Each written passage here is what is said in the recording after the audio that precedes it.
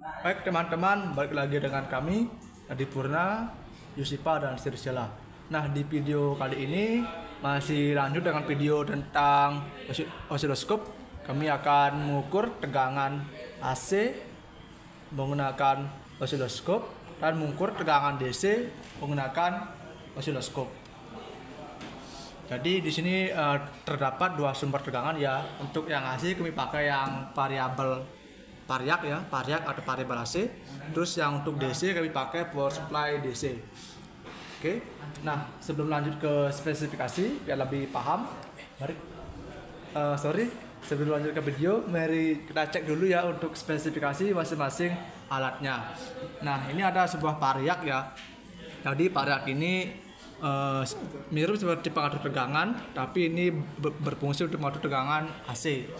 Jadi dengan memutar rotari atau hambatan, maka otomatis outputnya ini akan berubah.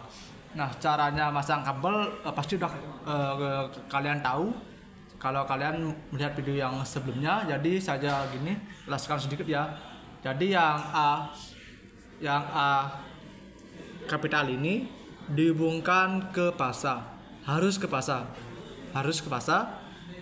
Terus yang X ini juga ke netral. Jadi kenapa bisa begitu? Karena bisa dilihat diagramnya ini, untuk X kapital dan X kecil langsung terhubung tanpa adanya kumparan. Ini simbol gini ya, simbol induktor atau kumparan, tanpa adanya kumparan atau hambatan. Jadi dia kayak di loss gitu atau di bypass. Sedangkan untuk A besar ini atau A kapital, dia masuk ke kumparan dulu. Nah, di kumparan inilah kita itu akan mengatur tegangan outputnya pada di pin A kecil ini. Makanya pada pin A kecil ini terdapat tanda panah miring ya, yang artinya yang kita atur itu adalah yang pasanya. Oke, begitu. Terus ini ada sebuah osiloskop ya dari Aten dengan tipe Aten ADS 1152 CML. Jadi ini sudah support USB yang bisa langsung terhubung ke komputer. Dan sudah dilengkapi juga storage pada osiloskop ini. Ini bisa mengukur maksimal sampai 150 MHz. Oke, terus yang ketiga ini ada sebuah power supply DC dengan tipe GP305 atau 30 ampere 30 volt 5 ampere. Jadi ini ada dua layar analog. Ini ada layar gini ampere DC pastinya. Terus ini ada voltmeter DC. Nah, untuk kelasnya ini sama, yaitu 2.5. Oke, seperti itu. Dan kita membutuhkan alat ukur, yaitu voltmeter analog. Di sini saya pakai yang merek Sanwa aja. Sanwa dengan tipe YX360 TRD. Oke. Sebelum lanjut, ini sudah saya buatkan skema untuk teman-teman yang masih bingung masih mengukur tegangan DC ataupun AC menggunakan osiloskop. Jadi seperti ini. Jadi nantinya ini kami akan memakai dua probe ya, tapi ini hanya kami buat skemanya satu per satu saja. Oke, tanpa lebih lama lanjut ke video intinya. Pertama kita mengukur tegangan DC dulu. Tegangan DC, nah kita pakai ini power supply DC. Dan untuk osiloskop kita hidupkan dulu ya. Oke, tunggu selesai loading. Oke, cukup lama gininya loadingnya. Oke, sebentar. Ya udah ya. Nah, sebelum kita pakai osiloskop, kita harus mengkalibrasi dulu ya untuk gininya, probe-nya agar lebih akurat dan tepat saat menampilkan hasil pengukuran. Terus, nah kita ingat ini tombol ini harus ditekan, karena kalau nggak ditekan maka tampilan pengukurannya tidak akan terlihat. Nah, sampai muncul garis ini, garis horizontal warna kuning. Nah, saya akan coba pasang ya gini ya probe-nya di ini udah ada trigger internal 1 kHz. Saya pasang ya untuk pin yang positif dan untuk yang ground-nya juga. Yang ground. Nah, untuk hasilnya ini langsung terlihat ini. Saya posisikan ya di tengah-tengah dengan cara menekan ini tombol position. Nah, tengah. Coba saya besarkan pole perdipnya ya. Ini perkecil, jadi dia untuk membesarkan itu diputar ke arah kanan. Nah, sudah. Tuh saya gak mau di tengah ya. Sebentar, ini terlalu cepat.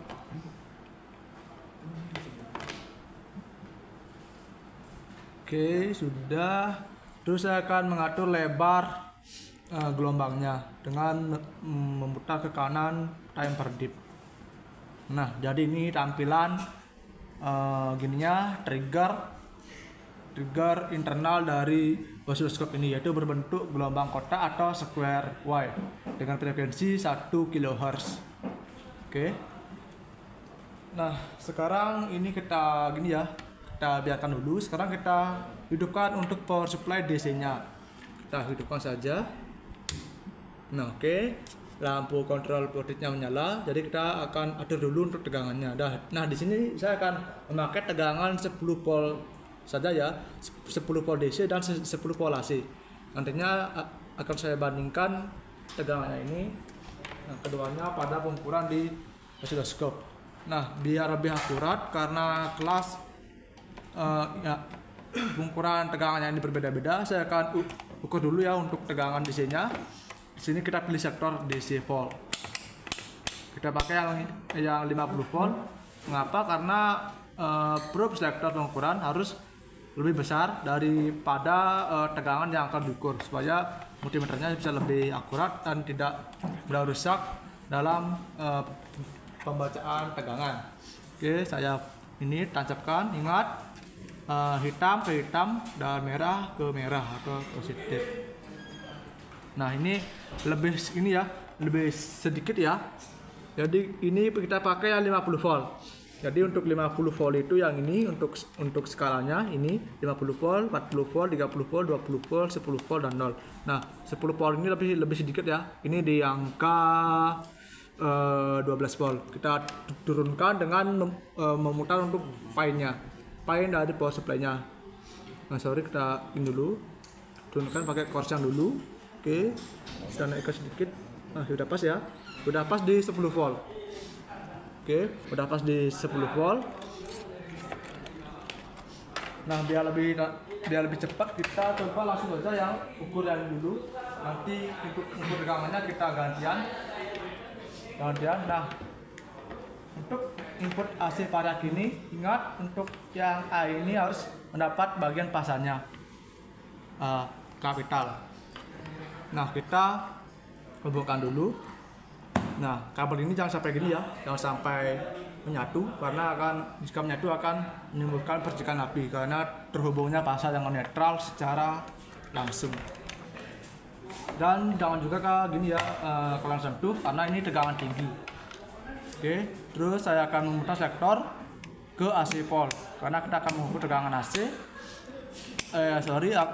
Kita akan mengukur mencari pasar. Oke, yang hitam saya sentuh ya. Terus yang merah saya akan gerakkan di pasar atau di netral. Jadi jika jarum ini bergerak, berarti itu adalah pasarnya. Dan jika tidak bergerak itu adalah netralnya. Oke, saya dekatkan ya, biar terlihat.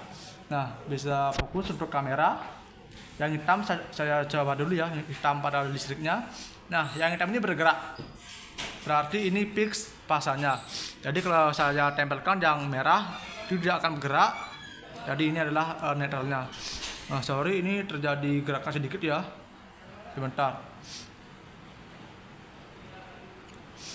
Sorry, coba saya berdiri dulu. Oke. Coba saya pakai yang 50 volt. Ini kok agak aneh ya. Mungkin ini terjadi error pada multimeternya. Seharusnya kalau netral ini tidak disentuh, maka tidak di gini ya, tidak sentuh, harusnya sih tidak bergerak gininya nih jarumnya nih, tapi ini bergerak. Kemungkinan ini terjadi sebuah kebocoran arus sepertinya, karena tadi saya ukur sih ini nggak bergerak dia tadi pada netralnya. Jadi biar itu, jadi karena ini yang hitam ini pasarnya, kita balik dulu ya, balik biar sesuai. Jadi yang merah itu adalah pasarnya. Oke, ini sudah saya lagi pasang. Terus saya kesentuh. Nah, oke, sudah berubah ya. Yang merah ini jadi pasarnya. Terus yang hitam jadi netralnya. Oke, udah. Ini yang harusnya jika kondisi normal, yang netral ini gini ya, tidak ada pergerakan jarum, tapi ini ada sedikit ya naik dia. Kemungkinan ini terjadi permasalahan pada apunya atau terjadi kebocoran pada perangkat arus listrik yang di sebelahnya, atau mungkin belum ya. Oke, udah ya. Oke, jadi biar lebih aman, kita sabut dulu ya untuk kabel AC cord-nya sebelum biar tidak timbul percikan api pada saat kita memasang kabel secara langsung ke input variaknya seperti yang kemarin itu. Oke, sudah ya. Ya, pastikan ini kuat, jangan terlepas karena sangat bahaya sekali jika menyentuh bodi ini. Udah ya, terus kita pasang kabel AC cord-nya sesuai dengan yang tadi berada di bagian pasangnya. Udah, sekali lagi saya cek ya untuk memastikan. Nah, udah ya, udah fix ya. Udah fix. Sudah fix. Sekarang kita untuk konektor kita pasang dulu ya untuk kabel cepit boyanya. Ingat yang merah ini menjadi pasarnya.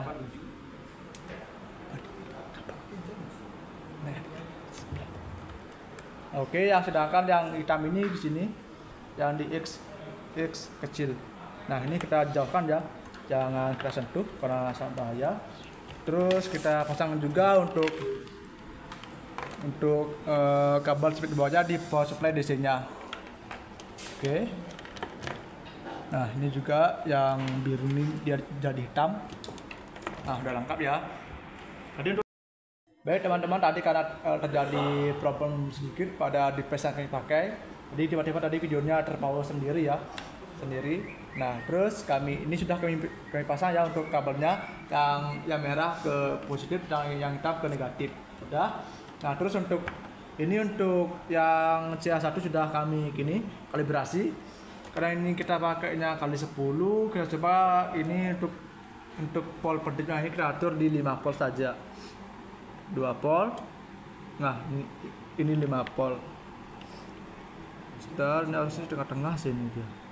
Entah kenapa nih dia ada di atas nih. Oke, kita aturin aja ya, manual aja. Dan untuk time peditnya kita atur di 250 mikrosecond. Bentar. Nah, ini aja. Kita atur di 250 mikrosecond aja dah. Oke, udah. Terus untuk ini caranya mengkalibrasi ya. Untuk di sini, untuk channelnya ini pada trigger yang internal pada oscilloscope-nya, atau ini saya gini aja ya, pasang aja biar teman-teman paham juga. Oke, ini yang CA1 saya taruh di atas, dan untuk CA2, untuk kabel probe CA2 akan saya pasang dulu ya. Tak ingat pada probe ini kita harus memakai yang kali 10. Mengapa? Karena jika kita pakai kali 1, maka otomatis bentuk atau pol pedip gelombangnya ini atau tinggi gelombangnya akan ya semakin tinggi atau bahkan melewati displaynya. Jadi akan sedikit mengganggu kita dalam melihat bentuk gelombangnya nanti. Oke. Ingat, ini pakai yang kali 10. Nah, ini masih di ya, kali 1 kita pindah ke kali 10. Sudah. Terus untuk channel juga sama ya. Kita tempel untuk yang step ke triggernya. Terus kita hidupkan untuk channel 2-nya. Nah, biar lebih mudah kita turunkan aja ya gini ya, channel 2-nya kita turunkan. dan kita atur pol per dipnya ini. Bentar, ini kan masih besar banget ya. Nah, untuk pol per dip CA2 bentar. Oh, ini CA2 masih di 100 mili volt ya. Saya atur di 5 volt saja.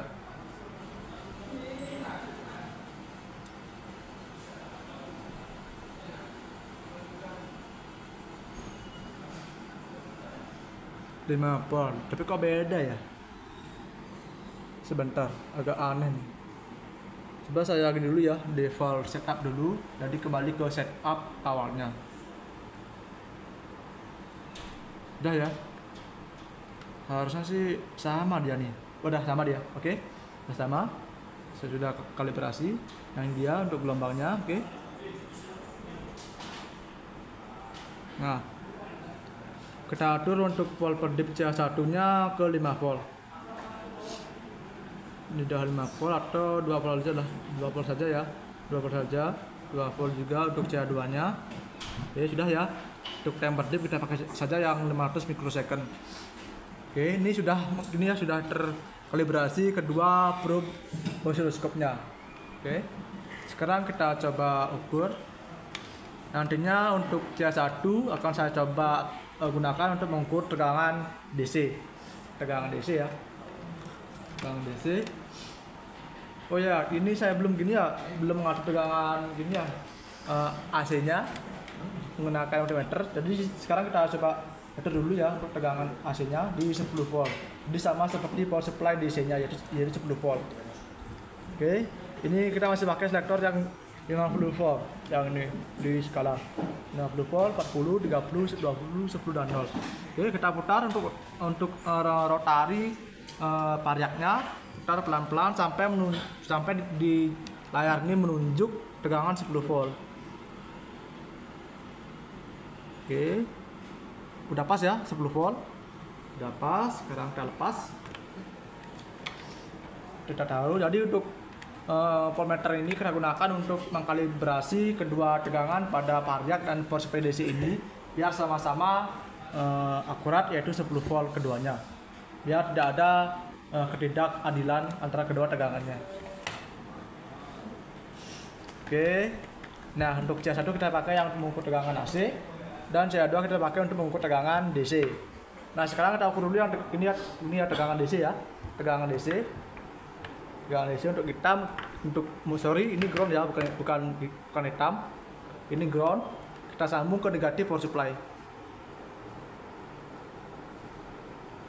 Ingat untuk CH2 ini dia berwarna biru atau yang di bawah. Sedangkan untuk CH1 ini dia berwarna kuning yang di atas. Oke, biar kalian nggak bingung. Untuk arus saya naikkan gini ya sedikit di jam 9 saja. Di jam 9 ya ini. Terus untuk yang kabel positif power supply saya sambung ke positif probe. Nah bisa dilihat saat saya pasang ini ya, bisa didekatkan untuk kamera. Sebentar, akan saya gini ya, posisikan kedua garis ini dia sejajar. Oke, udah ya, sama. Tadi untuk kuning dan biru ini dia jadi satu di garis tengah. Nah, saya coba pasang. Bisa kalian gini ya, perhatikan garis biru ini. Sebentar, ini agak lepas, kurang kencang tadi. Keras banget, cok, jangkrik. Oke dah ya. Oke, saya sambungkan kabel positif ini. Nah, seketika untuk garis biru ini dia naik gini ya, naik ke atas dia. Naik ke atas. Coba saya gini ya, kecilkan untuk pol per dipnya ini, saya jadikan 1 volt keduanya. 1 volt juga. Oke. Udah ya. Oke, saya posisikan. Nah, dia naik ke atas untuk garis biru ini.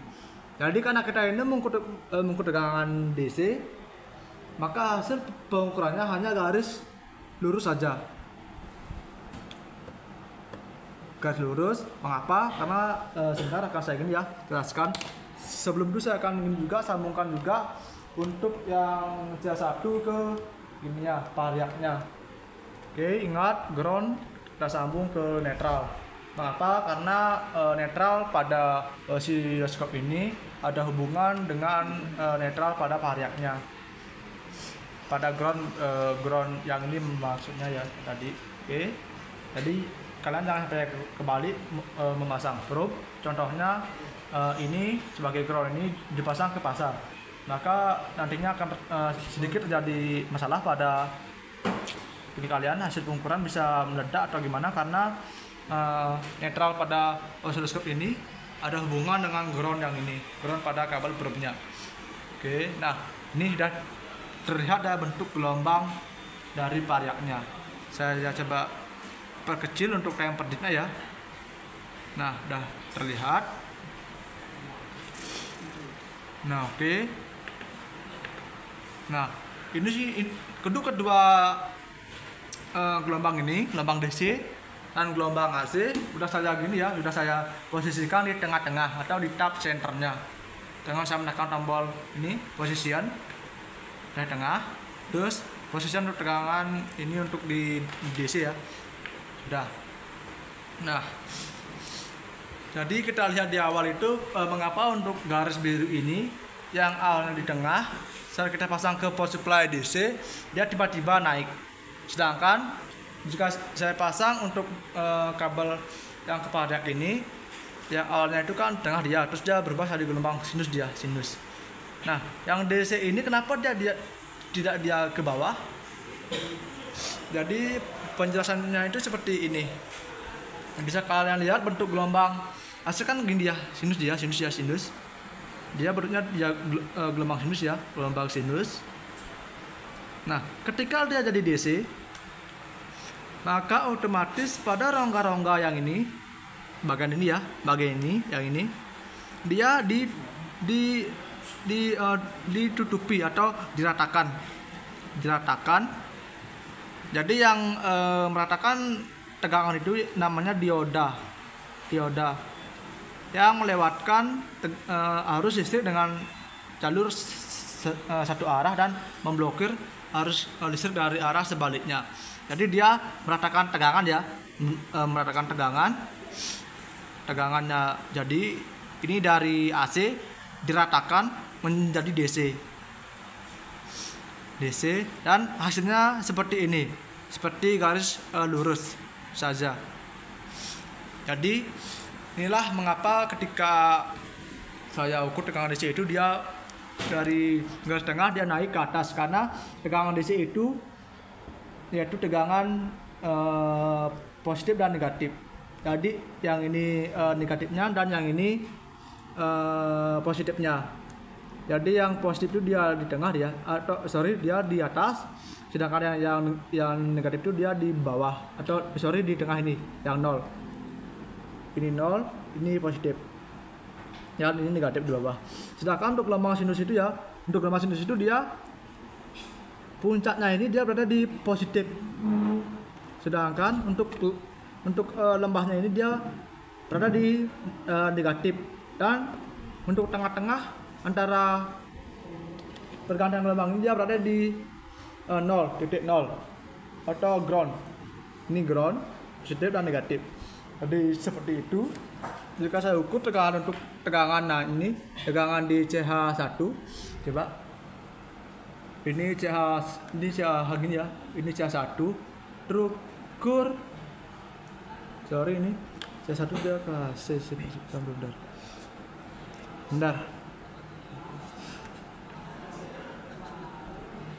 sebentar ini agak gini ya, agak delay ini.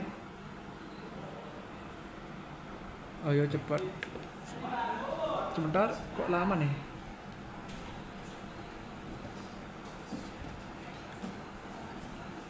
Seharusnya ini terukur 10 volt ini sini, 10 volt. 10 volt di AC. Coba saya lagi ya, lepas yang CH2. Coba. Bentar. Aduh. Bentar.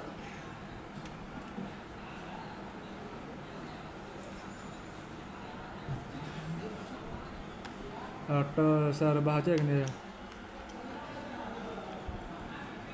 Udah. Nah udah. Di sini kan ini terukur 13 volt. Sedangkan yang kita atur itu tegangan tadi kan 10 volt di ampermeter, sudah sesuai.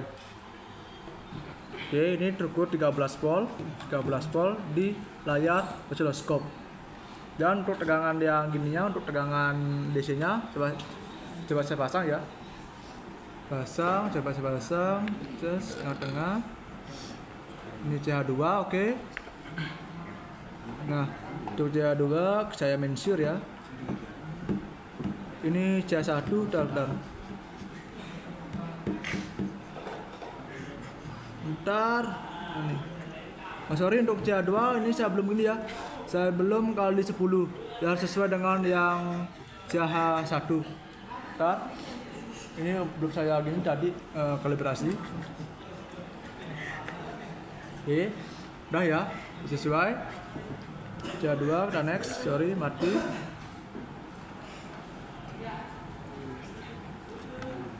Ensure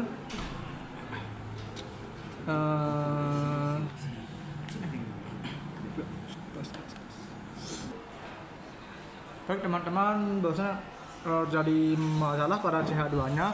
Jadi CH2 ini gak bisa nampil hasil gini ya, hasil pengukurannya. Jadi saya pindah aja. Untuk yang ini kan di sini, sorry, yang ini DC saya tukar ke yang ke AC aja biar kalian tahu juga hasil pengukurannya. Jadi sekarang ini DC ya. Nah ini nah ini adalah tegangan DC. Tadi kan terukur 13 volt AC, dan sekarang terukur 8,8 volt DC. Jadi dari tadi kan saya atur itu tegangannya di 10 volt. Sebentar. Oke. Jadi saya atur tegangannya di 10 volt. Udah. Wah, error nih, error. Bentar. Wah, error nih. Nah, oke. Udah. Gak akurat sini gini nih. Oscilloscope-nya agak main-main nih. Tuh, sini. Sebentar, nak delay.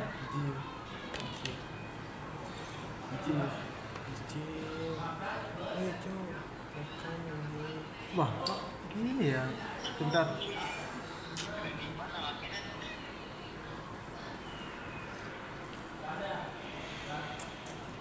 Oke teman-teman, ini sudah saya atur ya. Ini jadi terukur 12 volt untuk DC, kan untuk AC tadi terukur 13 volt. Jadi begitu mengapa untuk arus DC ini dia tidak seperti gelombang AC, karena dia diratakan pada rongga-rongga yang sini. Rongga-rongga sini dia diratakan sehingga dia menjadi akhirnya itu gelombang DC tanpa adanya rongga atau bentuk gelombang sinus kayak gini. Jadi dia diratakan dengan yang namanya itu komponen dioda. Oke. Jadi jika kita lihat untuk PPP-nya, karena dia aduh, ini gak akurat sini gini nih. Satu. Ya. Jadi untuk PPP-nya itu dia terukur hanya 8 volt saja. 8 volt saja, sedangkan untuk yang AC itu dia untuk PPP atau volt peak to peak-nya itu dia terukur penjumlahan dari Pmax dengan Pmin, yaitu hasilnya sebentar 100 volt. Aduh. Mohon maaf teman-teman, agak gini ya, agak terjadi error pada gininya nih, pada oscilloscope-nya. Nah udah. Nah untuk PPP pada pengukuran arus tekanan DC ini dia 26 volt. Jadi hasil penjumlahan dari Pmax, puncak dan Pmin atau lembah. Yang tadi kan DC itu kan untuk PPP-nya kan tadi berapa tadi? Jadi hanya 8 volt saja. 8 volt saja. Sorry.